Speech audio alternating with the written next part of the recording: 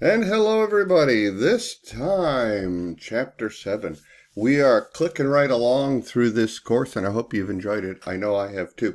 We're going to take just a little more time on Chapter 7 because it's kind of, well, it's central to everything you will do, every conversation you will have as an information systems manager and as an IT professional, cybersecurity professional, etc. Because the network has many fundamental components, which, when carefully selected and effectively integrated, they're going to enable you to meet your personal or organizational objectives, right? And so we'll talk a little bit about that network. We'll talk about the internet and the World Wide Web and how it provides a highly effective infrastructure for delivering the information services that you are looking for. These are the objectives for this week in the course. I just pause through them, give you a chance to, as I pass through them, for you to pause if you choose and review, but they are in the book as well. So here we go. Why learn about networks? Well, today's decision makers need to access the data wherever it is at, wherever it resides. So in today's high-speed global business world, organizations need this always-on capability, right? Always connected computing for traveling employees, for network connections, for their business partners, their customers, etc. And so I believe that forward-thinking organizations are working hard to increase revenue, reduce time to market, and enable collaboration with suppliers, customers, and business partners. And you can do this effectively and efficiently through your network that you develop or manage. So there's some network fundamentals to get to cover right up front.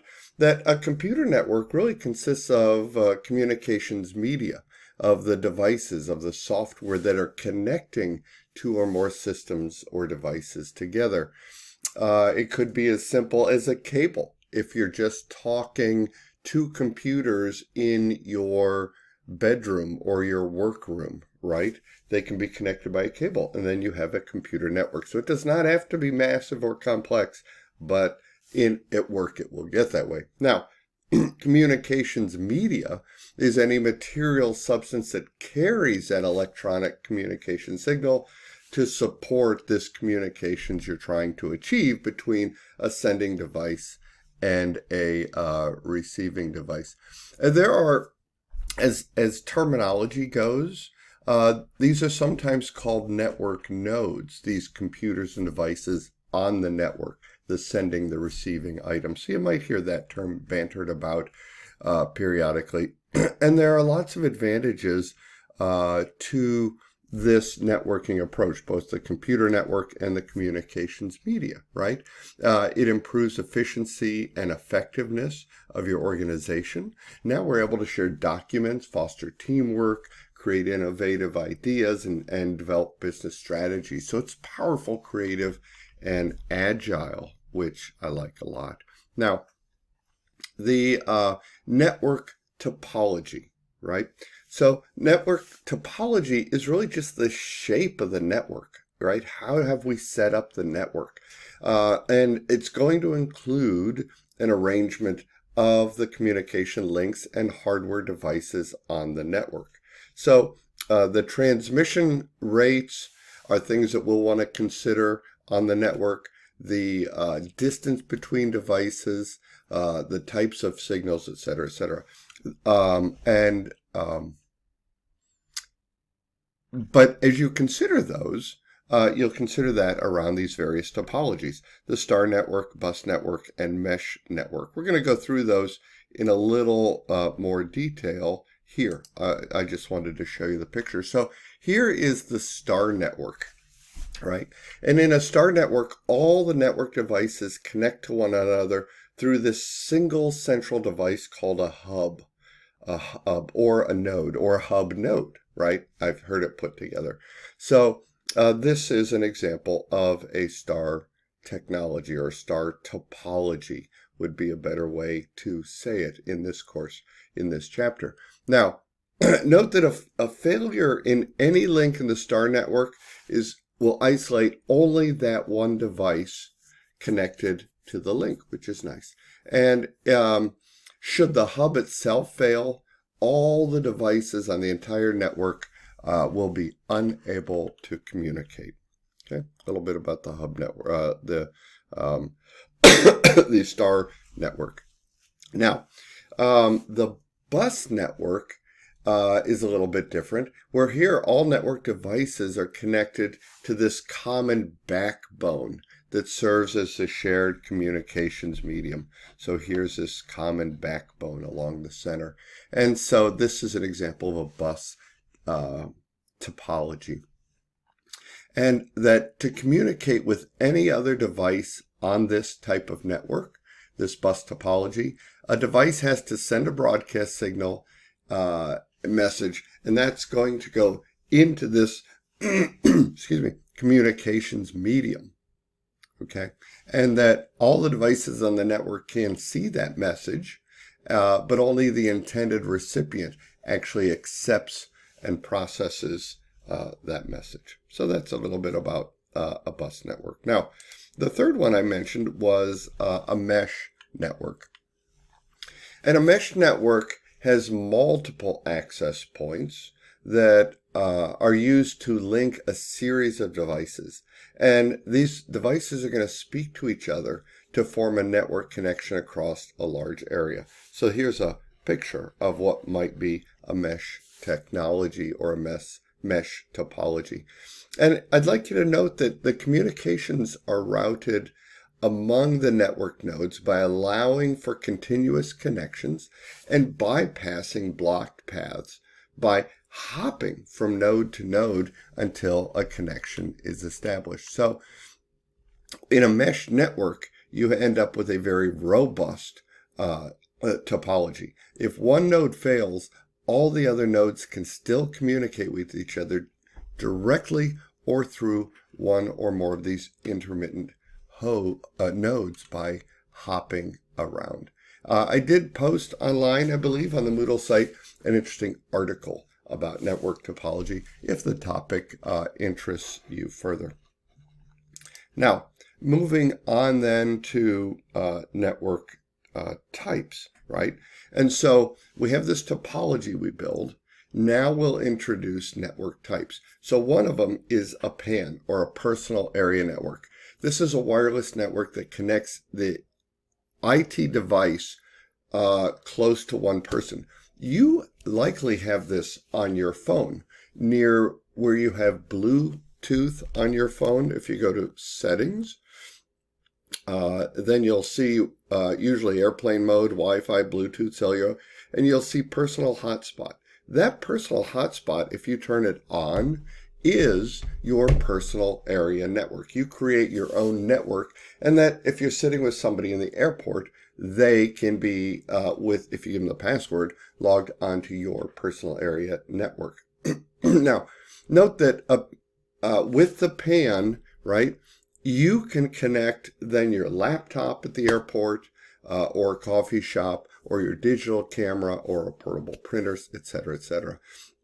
And your PAN then can be used to capture data, right? And used for glucose monitors, heart monitors, calorie trackers, pedometers, etc. I have one on my wrist right now. My Fitbit is tied to my personal area network. Now, another type of network that we often hear about, especially in the work environment, but you'll have one at home likely as well, is a LAN, or a local area network. And this is going to connect your computer systems and devices within a very small area, such as an office. I mentioned the home, maybe a couple floors on a building might be within one LAN. And that LANs are wired as I mentioned, into office buildings and factories within a few floors of each other, right? And that LANs can also use wireless communications, doesn't have to be wired. And it's really, excuse me, a basic LAN is really known as a peer-to-peer network, a LAN. What else did I want to say about a LAN?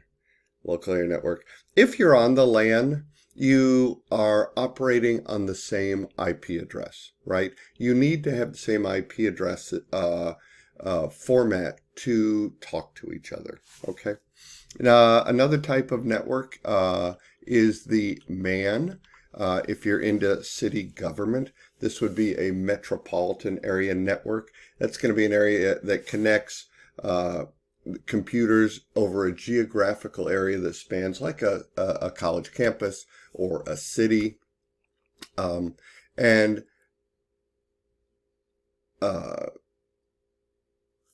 so that's how that is used. Now, a WAN is more common. So in the workplace, you'll have so you have your own PAN. You'll have, in a workplace, you'll have a LAN often, and a WAN.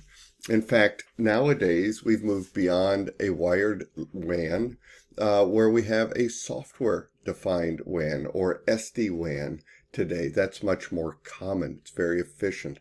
But a WAN is a network that connects large geographic regions across your computer system.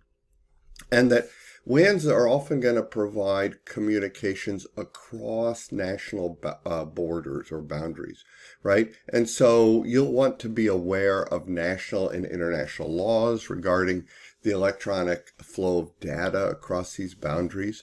So in Europe, you'd want to be aware of GDPR, which defines their data privacy rights.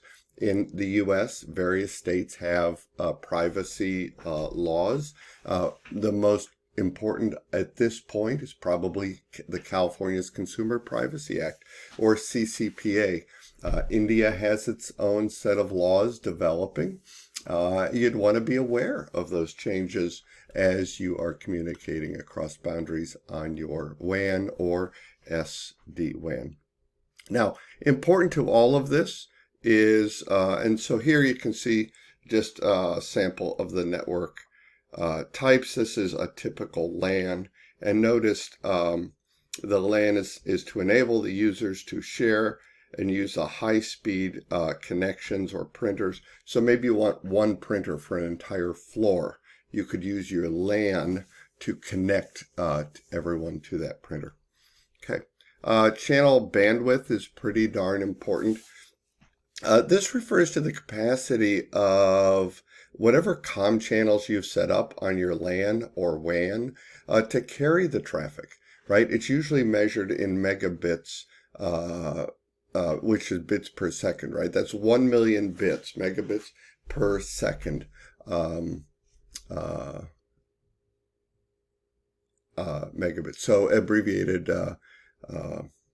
as such. So it's interesting that you can run your own speed test on your computer. If you Google free speed test, you'll find a link, and you can check your own bandwidth compared to what the internet service providers said they were selling you in terms of upload speeds and download speeds, which brings me to latency, network latency. So latency measures how long it takes a unit of data to get to its destination and back again, right? So we're measuring the delay, right? Typically measured in milliseconds, abbreviated MS. These are small delays that occur over, and so that would be called low latency. And a network that experiences higher delays might be high latency.